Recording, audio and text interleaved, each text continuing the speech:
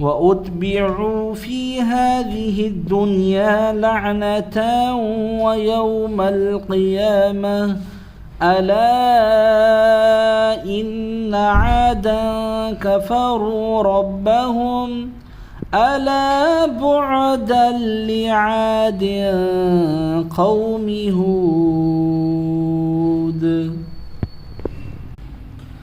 وإلى ثمود أخاهم صالحا قال يا قوم اعبدوا الله ما لكم من إله غيره هو أنشأكم من الأرض واستعمركم فيها فاستغفروه ثم توبوا إليه إن ربي قريب مجيب.